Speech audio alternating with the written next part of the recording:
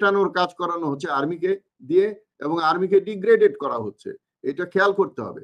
এবং এই যে আজকে বিমানের কথা বলা হচ্ছে এবং সব দায়িত্ব এই ডিফেন্সকে দেওয়া হচ্ছে, যে কেন এই পুরনো, কেন এই বিগত সরকারে তো খুব বেশি একটা বাজেট দেওয়া হয়নি, এবং বাজেট যেটুকু দেওয়া হয়েছিল তা আবার তদানীন্তন ওই বিমান বাহিনী প্রধান হান্নান সাহেব উনি তো হাজার হাজার কোটি টাকা মেরে দিয়েছেন। আসিফ নজরুল গেল, প্রায় 9-10 ঘন্টা অবরুদ্ধ থাকলো বিক্ষুব্ধ। উনি ছাত্রদের সাথে একটা সম্পর্ক ছিল, ভেবেছিল ওনার কিছু হবে না, যদিও ওনার তো ওখানে যাওয়ার কথা, ওখানে যাওয়ার কথা শিক্ষা উপদেষ্টার অথবা স্বাস্থ্য উপদেষ্টার, যাদেরকে আমরা দেখি না, যাদের দায়িত্ব তারা গেলেন না। কিন্তু আসিফ নজরুল নেতা, বড় নেতা হতে গিয়েছেন এবং 10 ঘন্টা ওখানে বন্দী থেকে আসলেন। এটা হাস্যকর। এবং এই ছাত্রছাত্রীদেরকে সামনে রেখে উনি পিছনের দরজা দিয়ে পালিয়ে আসতে হয়েছে। এটা তো আমি বলি প্রজ্ঞা, মেধা এগুলোর অভাব। তারা কি, এবং এই সম্প্রতি ঘটে যাওয়া বিমান দুর্ঘটনায় যারা নিহত হয়েছেন তাদের মাগফিরাত কামনা করছি। অনেক হৃদয় বিদারক ঘটনা, বহুল একটা বিষয় আমরা দেখলাম কয়েকদিন এর আগে।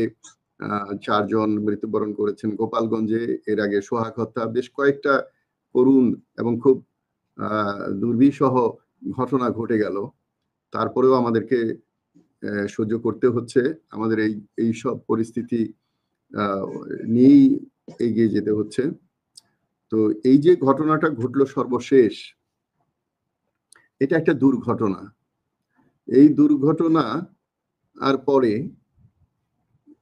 যখন শিক্ষা মন্ত্রণালয় থেকে এই যে ওইটাও একটা স্কুল অ্যান্ড কলেজ, ওখানেও কিছু ক্যান্ডিডেট আছে যারা পরীক্ষা দিবে। তো এমন একটা পরিস্থিতি তৈরি হয়েছিল যে পরীক্ষা দেওয়ার মতো মানসিকতা এবং অভিভাবকদের ওরকম অবস্থা ছিল না। তবে পরীক্ষার্থীরা প্রস্তুতি নিয়ে হলে অনেকে চলে গেছেন, যেহেতু রাত 2:45-3টার দিকে অ্যানাউন্সমেন্ট দিয়েছে। একটা সরকার কিভাবে একটা সরকারি ঘোষণা এত গভীর রাতে দেয় সেটা বোধগম্য নয়। তবে সরকার যে ষড়যন্ত্রের কথা বলছে, আমরা বিশেষ করে আমি ব্যক্তিগতভাবে মনে করি আমাদের খুব একটা কি ওয়ার্ড হয়ে গেছে ষড়যন্ত্র। কিছু হলেই আমরা বলি ষড়যন্ত্র। ছাত্রলীগ বলেন, আওয়ামী লীগ বলেন, ষড়যন্ত্রের কি আছে ওখানে? আমি হলেও চেষ্টা করতাম নিজের অবস্থান আবার পুনরুদ্ধার করার জন্য। আজকে অন্য যে কোনো দলের যদি এই অবস্থা হতো, তারা তো আবার চেষ্টাই করতো। তাহলে তাদের পক্ষ থেকে তো এটা চেষ্টা। আমরা যখন ইস্ট পাকিস্তান আমলে যখন স্বাধীনতা যুদ্ধ করেছিলাম, তখন তো যদি ব্যর্থ হতো তাহলে আমরা বীর মুক্তিযোদ্ধাদেরকে ষড়যন্ত্রকারী বলা হতো। জনাব আফসারি, যেই মাইলস্টোনের ঘটনার পরে বেশ কিছু আওয়ামী লীগের ইন্টারনাল মিটিং এর ফুটেজ সোশ্যাল মিডিয়াতে ভাইরাল হয়েছে, এবং যেখানে দেখা যাচ্ছে তাদের নির্দেশনা দেওয়া হচ্ছে যে সরকারের বিরুদ্ধে একটা জনমত তৈরি করার, মাইলস্টোনের ইস্যুটাকে কেন্দ্র করে সরকারের বিরুদ্ধে একটা জনমত তৈরি করার, বা যে লাশের বিষয়টা নিয়েও বক্তব্য দেওয়া হচ্ছে। তো এই পুরো বিষয়টা কি ষড়যন্ত্রের অংশ না? সেটাই বলছি, এটা ষড়যন্ত্র বলতে আমরা বলতে পারি ষড়যন্ত্র, কিন্তু যারা করছে তারা তো তাদের ক্ষমতা এবং তাদের যে আগে যে আধিপত্য এটা পুনরুদ্ধারের চেষ্টা করছে। তো কেউ দেখবে এটা ষড়যন্ত্র হিসাবে, আমরা দেখবো ষড়যন্ত্র হিসাবে, তারা তো এটা কৌশল হিসাবে দেখছে, এটা কৌশল হিসাবে নিচ্ছে। আর ষড়যন্ত্র সরকার কখন বলছে? যখন সরকার ব্যর্থ। সরকারের যদি ওরকম শক্তি থাকতো, সরকারের যদি ওরকম প্রজ্ঞা থাকতো, সরকারের যদি ওরকম মেধা থাকতো, সরকারের যদি ওরকম রাজনৈতিক দলগুলোর সাথে যোগাযোগ থাকতো, জনগণের সাথে যোগাযোগ থাকতো, তাহলে এইগুলো ষড়যন্ত্র ধোপে টিকতো না। আপনি দেখেন যে এটা প্রথম 4টা দলকে ডাকা হলো, 4টা বৃহৎ দল বলা হলো, ডাকা হলো, যেখানে একটা দলের নিবন্ধনই নাই। তারপরে এটা নিয়ে অনেক লেখালেখি হওয়ার পরে 13টা দল ডাকা হলো। তাহলে 13 আর 4 হলো 19 দল। কিন্তু ওনারা ঐক্যমতের জন্য চেষ্টা করছে 30 দল। এই 30 দলের বাইরেও নিবন্ধিত অনিবন্ধিত বহু দল আছে। অনিবন্ধিত নয়, নিবন্ধিত দলও বাইরে আছে, যাদের সাথে তারা কোনো আলোচনা করছে না। আর আমরা তো এখনো নিবন্ধন পাইনি। তো যাই হোক, এখন আমি মনে করি এই ঘটনাগুলোর যে মানে যেটা ঘটনা ঘটে যাচ্ছে, যে কোনো ঘটনাকে উসিলা করে যে শত্রুপক্ষ সেটাকে ব্যবহার করতেই পারে। কিন্তু সরকার ওখানে দেখেন, ওখানে আসিফ নজরুল গেল, প্রায় 9-10 ঘন্টা অবরুদ্ধ থাকলো বিক্ষুব্ধ। উনি ছাত্রদের সাথে একটা সম্পর্ক ছিল, ভেবেছিল ওনার কিছু হবে না, যদিও ওনার তো ওখানে যাওয়ার কথা, ওখানে যাওয়ার কথা শিক্ষা উপদেষ্টার অথবা স্বাস্থ্য উপদেষ্টার, যাদেরকে আমরা দেখি না, যাদের দায়িত্ব তারা গেলেন না। কিন্তু আসিফ নজরুল নেতা, বড় নেতা হতে গিয়েছেন এবং 10 ঘন্টা ওখানে বন্দি থেকে আসলেন। এটা হাস্যকর। এবং এই ছাত্রছাত্রীদেরকে সামনে রেখে উনি পিছনের দরজা দিয়ে পালিয়ে আসতে হয়েছে। এটা তো আমি বলি প্রজ্ঞা, মেধা এগুলোর অভাব। তারা কি জনবিচ্ছিন্ন একটা সরকারে পরিণত হয়েছে। আমি প্রথম থেকেই বলে যাচ্ছি যে এই সরকার এটা অথর্ব সরকার। প্রতিটা ধাক্কা খায়, এক একটা করে ধাক্কা খায় আর একটা করে আক্কেল দাঁত উঠে। এই ধাক্কা না খেলে ইয়ে রাজনৈতিক দলকে ডাকতো না আলাপ করলে, এখন ডেকে বলতেছে ঐক্যবদ্ধ থাকতে। ওনারা কি ঐক্যবদ্ধের কাজ করেছেন? ওনারা একটা দলকে বগল দাবা করে এবং পরিবেশ মন্ত্রণালয়ের উপদেষ্টা বলেই ফেলছিলেন যে সরকারি দল, মুখে এসেই গেছিল যে এটা একটা সরকারি দল বা বেসরকারি দল, কেউ আমাদের কাউকে ফেভার করা হচ্ছে না। তাহলে সরকারের দুর্বলতাকে যদি শত্রুর ষড়যন্ত্র বলে চালিয়ে দেওয়া হয়, তাহলে এই সরকার কতদূর যেতে পারবে আমাদের সন্দেহ। আমরা তো এখন বিপদে পড়ে গেছি, জনগণ এবং অন্যান্য রাজনৈতিক দল, যে না পারছি গিলতে, না পারছি ফেলতে। এই সরকারকে ফেলে দিলে আমাদের ব্যর্থতা, আবার তাকে রাখতে গেলে দেখা যাচ্ছে যে ব্যর্থতা আর কিছুটা ছাপ এখানেও আছে।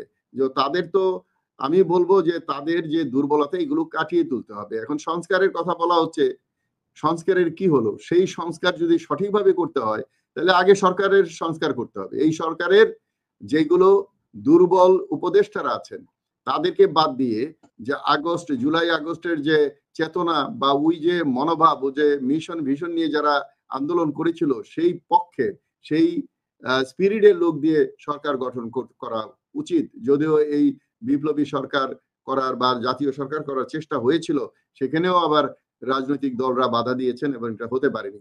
তো এখন আমাকে সরকারকে খুব অসহায় মনে হচ্ছে। একটা পরীক্ষা বাতিল হবে, সেটা 2:45 ঘোষণা দিয়ে ছাত্ররা গেল ইয়েতে, এই সচিবালয়ে ঘেরা করলো, 10টা গেটের মধ্যে একটা ভেঙে ঢুকে গেল। ঢুকে যাওয়ার পরে লাঠি, একটা গেট, সচিবালয় হলো বাংলাদেশের সবচেয়ে ইম্পর্টেন্ট একটা কেপিআই, এবং এইটাকে রক্ষা করার দায়িত্ব তো সরকারের। এখানে সব আছে। এখন একটা সম্বল ওনাদের আছে, জনগণও তাই মনে করে, যে সেনাবাহিনীর হাতে লাঠি ধরাই দিয়ে পুলিশের আগে সেনাবাহিনী। আমরাও সেনাবাহিনীতে চাকরি করেছি, কখনো পুলিশের সামনে সেনাবাহিনী না। পুলিশ যাবে, পুলিশ ফেল করলে বিজিবি যাবে, তাদের সাথে আনসার থাকবে। এই 3 গ্রুপ ফেল করলে আর্মি যায়, আর আর্মি স্মার্টলি যায়, আর্মির কাজ আর্মি করে। কিন্তু এখন পুলিশের পেটানোর কাজ করানো হচ্ছে আর্মিকে দিয়ে, এবং আর্মিকে ডিগ্রেডেড করা হচ্ছে। এটা খেয়াল করতে হবে। এবং এই যে আজকে বিমানের কথা বলা হচ্ছে এবং সব দায়িত্ব এই ডিফেন্সকে দেওয়া হচ্ছে, যে কেন এই পুরনো, কেন এই বিগত সরকারে তো খুব বেশি একটা বাজেট দেওয়া হয়নি, এবং বাজেট যেটুকু দেওয়া হয়েছিল তা আবার তদানীন্তন ওই বিমান বাহিনী প্রধান হান্নান সাহেব, উনি তো হাজার হাজার কোটি টাকা মেরে দিয়েছেন, এবং এটা মারার টাকা মেরে টাকা মানি লন্ডারিং করার একটা পরিবেশ তৈরি করেছিল সেই সরকার। যারা বেশি চুরি করতে পারে, যারা বেশি টাকা আত্মসাৎ করতে পারে, যারা টাকা বিদেশে পাঠাতে পারে এবং তাদেরকে চাঁদা দিতে পারে, তাদেরকেই প্রশ্রয় দিয়েছিল। তার রেজাল্ট আমরা এখন ভোগ করছি। সো এখনো এই সরকারের হুঁশ হচ্ছে না যে আওয়ামী লীগের যে পতন হয়েছে তাদের ব্যর্থতার জন্য। এই সরকার 1 বছরে যা করেছে, যা করতে পারতো, তার কি কিয়দাংশ করেছে? এবং কোনো একটি দল ছাড়া কারো সাথে ভালো সম্পর্ক নাই। কেন? আর যদি তাই হয় তাহলে তারা ডিক্লেয়ার দিলেই পারে যে আমরা এনসিপি বা ছাত্রছাত্রীদের যে তারা নিয়োগকর্তা, আমরা তাদের পক্ষের সরকার। তাহলে নিরপেক্ষ সাজার দরকার কি? তারা কাজ করুক, এবং আগামী নির্বাচনের আগে অবশ্যই তত্ত্বাবধায়ক সরকারের হাতে ক্ষমতা দিয়ে দিতে হবে। না হলে তো দায়িত্ব না দিলে তারা বিতর্কিত হবে, নির্বাচনও বিতর্কিত হবে। সো আমাদের দল থেকে এই দাবি আমরা করেছি। 10টা দাবির মধ্যে প্রথম দাবি হলো এই সরকারকে সংস্কার করে নতুন করে সরকার গঠন করতে হবে, এবং শেষ দাবিটা হলো আমাদের যে 3 মাস আগে, নির্বাচনের 3 মাস আগে এই সরকারকে পদত্যাগ করে তত্ত্বাবধায়ক সরকারের কাছে ক্ষমতা দেবে। সরকার যেভাবে ধীরে ধীরে বিতর্কিত হচ্ছে, আমি জানি না ইলেকশন পর্যন্ত এই সরকার চালিয়ে যেতে পারবে নাকি ষড়যন্ত্রকারীরা বিজয়ী হবে, সেটা আমাদের সামনে ভবিষ্যতে দেখতে হবে। কারণ আজকে দেখেন 1টি বছর হয়ে গেল, পুলিশকে এখনো কোমর সোজা করতে পারলো না। কেন? 64টা জেলায় 64টা এসপি, এর মধ্যে খুঁজলে 10টা এসপি তো ভালো পাওয়া যাবে, বাকি 50-55টা এসপি তো অবসরপ্রাপ্ত থেকে বিভিন্ন বাহিনীর অবসরপ্রাপ্ত অফিসার জওয়ানদের কাছ থেকে এনে এই বাহিনীটাকে সাজানো দিত। আমার তো মনে হয় সরকার ইচ্ছে করে এগুলো করছে, ইচ্ছা করেই এগুলো সাজাচ্ছে না। এবং অনেকে মনে করেন, অনেক দল মনে করেন, জনগণ মনে করেন সরকার ইলেকশনটাকে না দেওয়ার জন্য, এনসিপি কে সময় দেওয়ার জন্য এই ধরনের ঘটনা, এই যে মার্চ টু পদযাত্রা, এটাকে আবার ইংরেজি করে মার্চ টু গোপালগঞ্জ করে গিয়ে 4টা মানুষ মারা গেল এবং এপিসি দিয়ে তারপরে তাদেরকে উদ্ধার করা হলো। বাংলাদেশের ইতিহাসে কি আছে যে রাজনৈতিক দলকে এপিসি দিয়ে উদ্ধার করে বা সেনাবাহিনী উদ্ধার করে নিয়ে আসছে কোথাও থেকে? আমরা রাস্তাঘাটে খালেদা জিয়াকে সহ কত মানুষকে, এই সাদিক হোসেন সাদেক কোকাকে পুলিশ বেড়ে লাঠি পেটা করে রক্তাক্ত করেছে। তারপরে বিএনপির আরো ইয়েকে নেতাকে ওই সংসদ ভবনের সামনে পিটায় প্রায় অর্ধউলঙ্গ করে ফেলেছে। ওই কেউ তো তখন কোনো বাহিনী তো তাদেরকে উদ্ধার করেনি। তো আজকে একটি দলকে বাহিনীর দ্বারা সাপোর্ট দেওয়া হবে এবং সরকারি এই যানবাহন তাদেরকে দিয়ে ব্যবহার করে তাদেরকে একটা জায়গায় নিয়ে যাওয়া হচ্ছে। এটাকে যদি আমরা ষড়যন্ত্র বলি তাহলে কি ভুল হবে? আমার তো মনে হচ্ছে দেশের ভিতরেই আমরা, এই যে আমরা ভারতকে দোষ দেই, ভারতকে একা একা কিছু করতে পারবে যদি বাংলাদেশে ভারতের দালাল না থাকে? আমাদের এই দেশে দালাল অত্যন্ত সস্তা, অনেক সময় ফ্রিতে দালাল পাওয়া যায়। তারা দালালি করে অন্য দেশের, পৃথিবীর অন্য দেশে গেলে দেখবেন যে কোনো দালাল নেই। তারা নিজের দেশকে ভালোবাসে, নিজের দেশের পক্ষে থাকে, দেশের স্বার্থ দেখে। আমাদের কিছু মানুষ আছে যারা দেশের স্বার্থ বিসর্জন দিয়ে ব্যক্তি স্বার্থ বা বোকার মতো কোনো স্বার্থ ছাড়াই অন্য দেশের তাবেদারি করে। এইগুলোকে বাছাই করে, এইগুলোকে এখনো রয়ের লোকজন সারা বাংলাদেশে আছে। তো এই ষড়যন্ত্রকারী আওয়ামী লীগ ছাত্রলীগ থাকবে না কেন? আগে তো রকে ক্লিয়ার করতে হবে, বিদেশি চরকে তো ক্লিয়ার করতে হবে। কোনো দেশ তো বিদেশি চরকে সহজে এরকম ভাবে ঢুকতে দেয় না এবং এইভাবে রাখতে দেয় না।